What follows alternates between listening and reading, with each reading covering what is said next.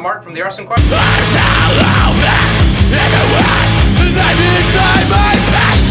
We're going to go over everything I play on. So the easy part is to start with my hands.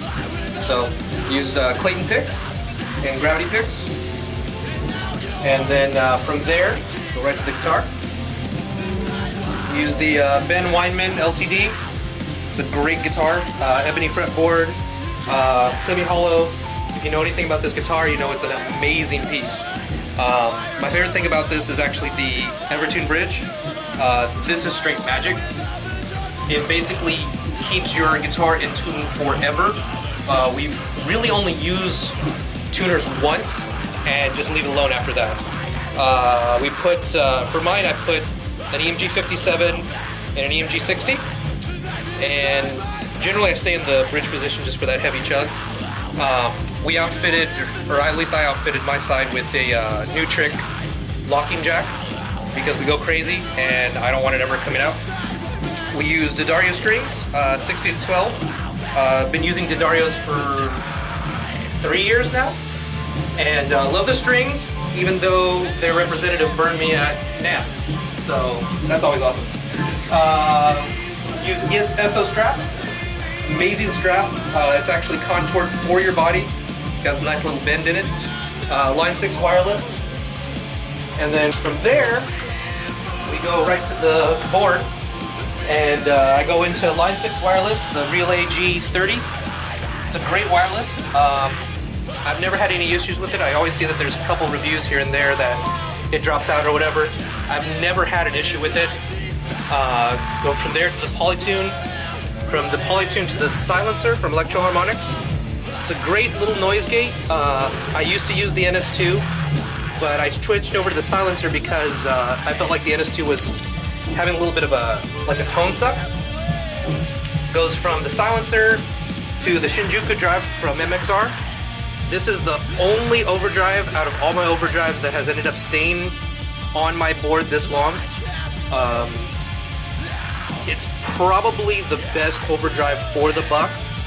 It does have a dark switch, but I don't really use it. I've been using it more or less as a clean boost. I don't really use the gain. And then from there, I actually just got the TC Electronic Mini Spark. This thing is killer, but I go back and forth between these two, depending on the amp that I use. Some have it a little bit like a more bottom end, and that doesn't always work with what we use. And then from there, we go to the Switchblade Electro Harmonix, the ABY switch actually. I'm going to show you why I do ABY. The short answer is we don't have a bass plate. That's all powered with the pedal power from Voodoo Labs. It's all connected up with Mogami and a little bit of Planet Waves. And then from there, we're going to go to the amps. Amps are, my main guy is this one, the Randall Satan. It's Ola Eland's signature amp. Great amp for metal. We're not super metal. We're not doing a whole lot of ultra dark metal, like super down-tuned chug stuff. But it sits perfectly in the mix for what we use it for. I just recently got this guy, the Ignator Vengeance. Another great amp. Not much to say other than that. It's got E34Ls. The Randall has 2 KT88s and 2 6L6s. After that, I use the 6534 from Peavey. Another great amp. I tried the 6505 and it just was too flubby for me. There was too much muddiness, where the 6534 Plus definitely cleans all that up and actually has a usable clean channel. Switched the tubes from EL34s that were straight EL34s. I actually did a mix of KT77s and E34Ls, and it's got a low end like no other amp that I've ever played. So that's all the guitar side. Now the reason that the ABY switch is there is because we don't have a bass player. So what I end up doing is I end up playing both parts. So the ABY splits my guitar signal from my guitar to the amp and then to the bass amp, this guy, where I'm just using your basic Ampeg 810 tried and true refrigerator, thing's a brick. And that goes, or coming from that is the PV Minimax. This thing will absolutely save your back. Great little amp. Probably never going back to anything else. I used to use a lot of Ampeg, and I don't think I'll ever trade out after getting this PV. Going through the effects loop though is this Electro Harmonix Pog. What that does is that drops the guitar down an octave, so that way I can literally play bass and guitar at the same time and just turn them off back and forth. Yeah, that's it. So thanks for checking that out. Right. Hey, what's up guys? This is Eric with the Arson Choir, and you are geeking out with Gear Gods.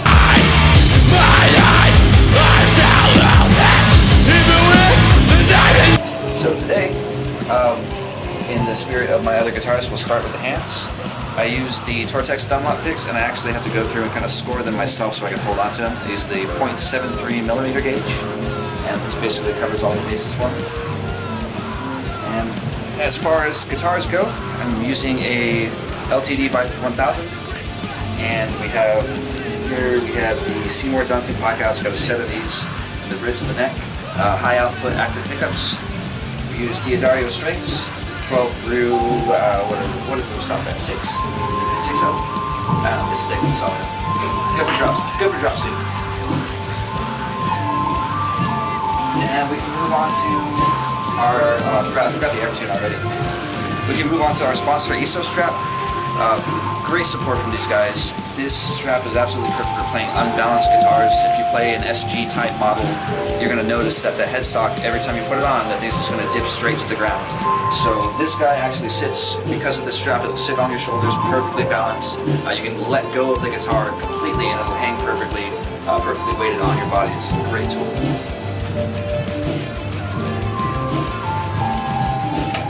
Check out, we'll go over the amp first actually. So right now I'm using an orange Rocker Reverb 100, and I have grown up playing British amps. I played Vox for a long time before this, so this kind of turned out to be a logical transition. This guy my guitar sits right in the mid-range of our mix, and this guy is ideal for that. And you're not going to get a lot of bass, you're just going to get a lot of mid-range. Sounds really great. And using a 4x12 Mesa cap. I'm a little indifferent in terms of cabinets. I'm mostly just looking for a solid construction. I gotta dip down to fuck this shit. Already fucking up. This is why. There we go. As far as the pedal setups go, it's really simple. All of my cables are Mogami except for this little patch cable here that's gotta go eventually. My delays are basically the only effects that I'm using for this band. I'm using a TC Electronics flashback delay. You can dial in all sorts of different types of sounds with this guy. I'm using the OCD full tone to add some color to the distortion, and a Boss NS2 for a noise suppressor. And that's basically it. It's Kevin Kidd, and you are about to geek out with Gear Gods. Even with the knife inside my back, my eyes shall open. Even with the knife. So these are my babies. This is my custom drum set from Deep Custom Drums, and they're based out of North Carolina. And the sizes are a 13-inch snare drum. We have a 12-inch back drum, 24-inch kick drum, and 16-inch floor drum. And the reason why I went with them is because I wanted to go with a drum company that really made sense for me and for what I'm doing. A lot of the bigger name custom drum companies, I felt like they were very gimmicky in a lot of their styles, and their sound and overall tone were just kind of Anchor for me not only did gorgeous sounding drums, but gorgeous looking drums also. And the great thing about these is no matter where I take them, take them to shows or whatever, I take them out of cases, then they automatically turn heads, which is a pretty cool feeling. So I did a matte black finish on them with a red marble round inlay. And really cool thing about Anchor Custom Drums is the owner, Sean. Very personable guy. Really quick to respond to you. I mean, when we were having these made, I was back and forth with emails constantly, just, you know, every step of the way.